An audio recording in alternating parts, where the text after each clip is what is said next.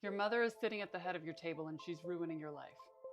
She has her own table, but she didn't like it, so she hijacked yours. She's calling the shots, she's picking the menu, she's serving guilt trip sandwiches with a side of, "You never call me." But you're eating it, and you're letting her sit in your seat. She makes you feel bad for resting. She makes you feel bad for saying no, bad for succeeding. She's been jealous, controlling, confusing, and somehow still makes you feel like you're the problem. Listen to me. That seat at the head of your table, that's your seat. You don't need to check with anyone before making decisions that honor you. You don't have to let anyone else pick the menu. You don't have to let anyone else call the shots. Also, everyone at your table should earn their seat consistently. If someone hurts you and won't take accountability, if they drain you, confuse you, control you, they don't belong at your table. And they definitely don't get to sit at the head of the table. So if your mom's up there, politely ask her to move.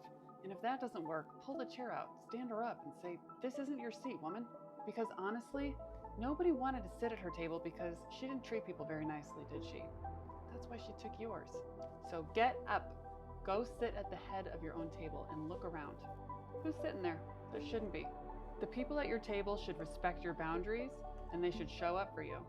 They should always bring something meaningful like support, consistency, peace. And when you've got nothing left to give, they should come with plenty because you've always done that for them. That's what real relationships look like. The people at your table should be earning their spot and keep earning it over time. If someone starts showing up differently, if someone starts disrespecting you, pushing your limits, making you feel small, give them a doggy bag and let them see themselves out.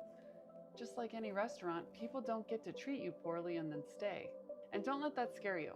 At some point, and this has happened in my life, there might be nobody sitting at your table because all the guests acted a fool.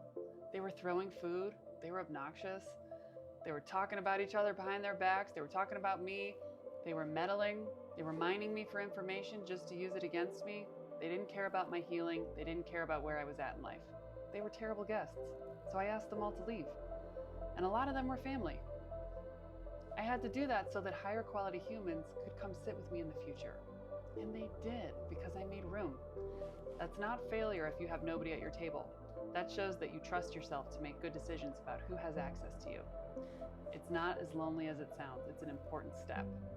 So protect your table. Get your mom the heck up out of the head seat. That's not her seat.